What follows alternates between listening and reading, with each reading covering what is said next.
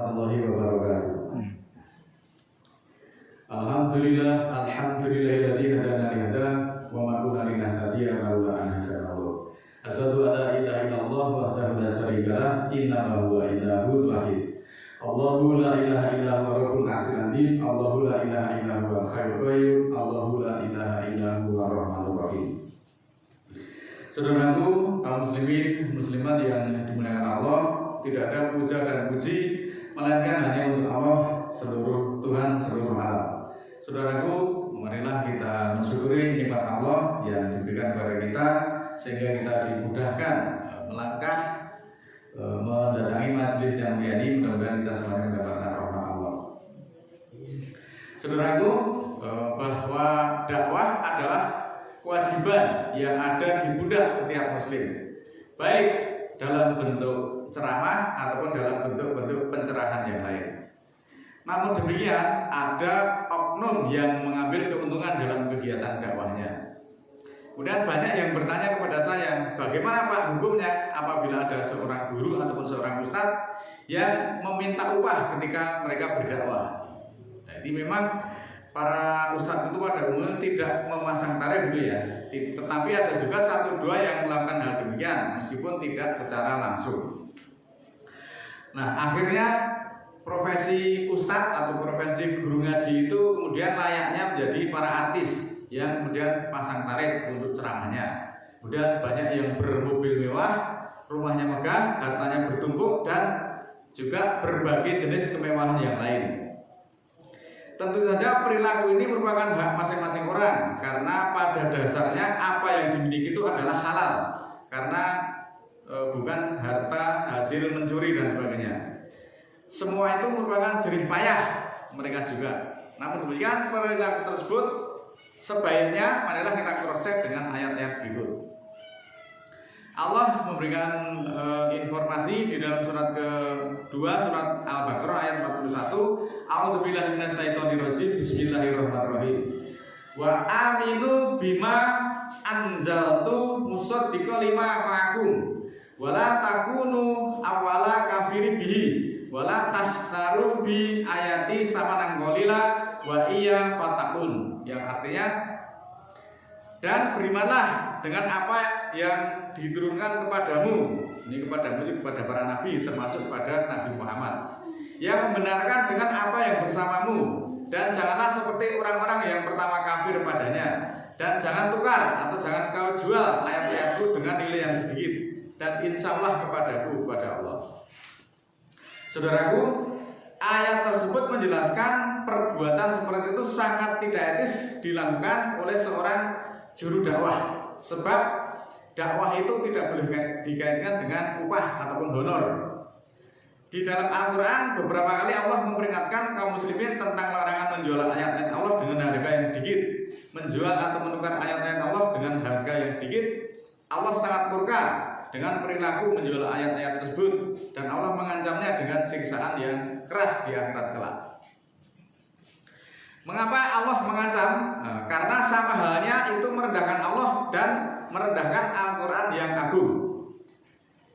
Menjual ayat-ayat Allah dengan harga murah selama ini memang termasuk dalam kitab-kitab tafsir belum ada yang menjelaskan ciri-ciri secara konkret, secara rinci dan secara jelas.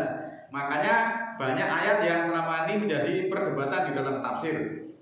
Apa sajakah indikasi menjual ayat Allah dengan harganya sedikit itu?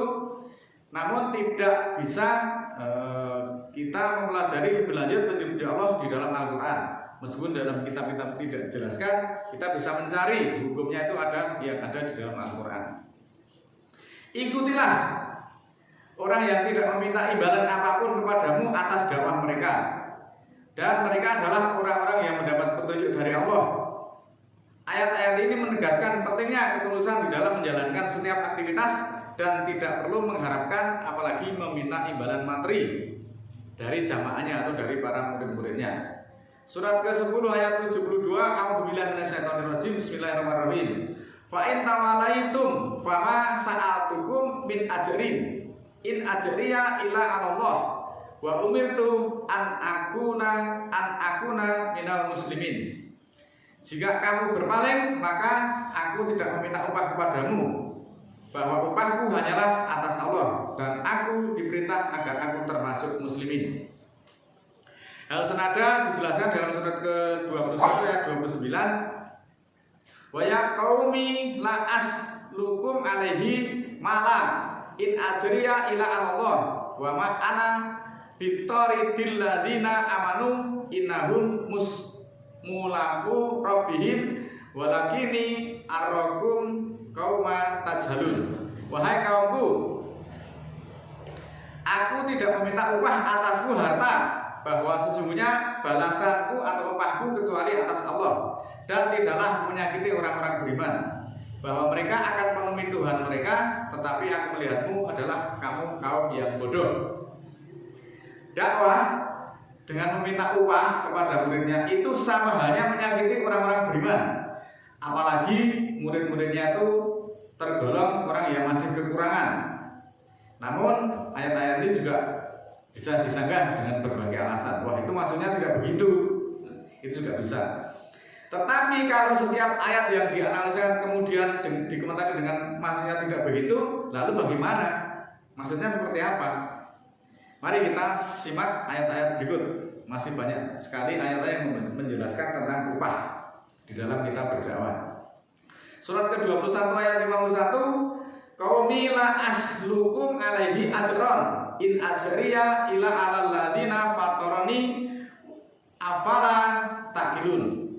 Wahai kaumku, tidaklah aku minta upah kepadamu, bahwa upahku melain atas yang menyusun aku, dan tidakkah kamu berpikir? Nah, ini supaya kita berpikir tentang ayat-ayat tersebut. Senada dengan ayat tersebut dijelaskan lebih lanjut surat 26 ayat 109, wa ma aslukum alaihi min ajrin in ajriya ila ala rabbil alamin. Dan tidaklah aku meminta upah kepadamu atasnya, atas dakwahku, maksudnya seperti itu, bahwa upahku kecuali atas Tuhan semesta alam. Masih banyak lagi ayat 26 127, wa ma aslukum alaihi min ajrin in ajriya ila ngala rabbil alamin. Dan tidaklah aku meminta upah kepadamu atasnya, bahwa upahku kecuali atas Tuhan seluruh alam. Surat ke-3447 juga senada, kul ma sa'atukum min ajri fahuwa lakum in ajriya ila Allah wa huwa ala kulli syai'in syahid. Katakanlah, kalau ada katakanlah ini Allah memerintahkan kepada Nabi untuk mengatakan pada umatnya, tidaklah aku minta upah kepadamu, dia untukmu, dia itu petunjuk Al-Quran itu untukmu, bahwa upahku hanyalah atas Allah, dan dia atas setiap sesuatu sebagai penyaksi atau sebagai pemberi bukti. Dan masih banyak lagi ayat-ayat yang menjelaskan tentang dakwah yang mengutip upah. Saudaraku, dari beberapa ayat tersebut banyak hal pelajaran yang bisa kita ambil. Yang pertama, pastilah di dalam mensikapi ayat-ayat tersebut ada pro dan ada yang kontra. Tetapi saya tegaskan di sini, tidak ada sedikit pun niat saya untuk mengadu domba tentang keadaan ini. Fakta ayat memang demikian. Memang ada oknum yang menyandarkan hidupnya itu dari menjual ayat-ayat Allah. Bahkan pada saat ini, pada dokumen administrasi kependudukan, ustadz itu termasuk jenis pekerjaan. Jadi kalau di KTP itu sekarang pekerjaannya itu boleh dicantumkan sebagai ustadz atau mubalik itu boleh. Nah, ini kan juga, ini sebenarnya perlu pemikiran lebih lanjut. Maka betapapun baiknya hal ini harus saya sampaikan. Ini adalah petunjuk Allah. Larangan keras untuk mengkomersilkan ayat dengan tujuan apapun, karena semuanya sudah jelas. Upah dari para nabi dan para rasul itu sudah ditanggung oleh Allah. Para nabi dan rasul, Nabi Nuh, Nabi Hud, Nabi Lut, termasuk nabi kita yang kita cintai, Nabi Muhammad, di dalam dakwahnya tidak pernah sekalipun meminta upah. Dalam dakwah Rasul itu tidak pernah mengutip upah dari para umatnya, apalagi umatnya yang masih kecingkrangan, masih banyak yang kesusahan. Justru mereka itu perlu kita bina secara ekonomi. Jangankan meminta upah ya kalau Nabi itu berdakwah. Ibarat membacakan ayat, satu ayat belum selesai pun itu selak dibandemi umatnya. Kenapa demikian? Karena umatnya itu sangat benci pada ayat. Kalau diberikan ayat itu nggak mau, maunya yang disampaikan yang bukan ayat. Maka mana mungkin Nabi kok berdakwah itu sempat meminta upah. Nah sekarang ini kan lebih lucu lagi, dikasih ayat tidak mau, mintanya selain ayat, tetapi yang menyampaikan itu meminta upah. Nah ini kan lebih kacau lagi. Ini kan juga sama kacaunya. Nah ini saudaraku, pentingnya kita bersikap kritis sesuai dengan Al-Quran.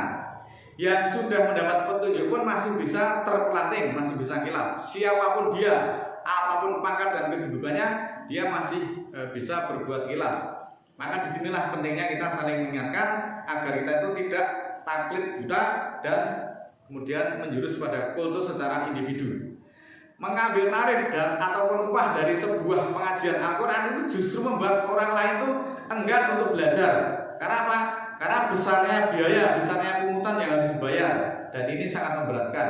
Apalagi mungkin hanya untuk menyangga kendil dari dapurnya aja masih kesusahan. Kenapa kita harus ikut kajian itu harus dengan berbayar? Ini kan sebenarnya sangat memberatkan umatnya. Nah hal ini perlu dipikirkan lebih lanjut.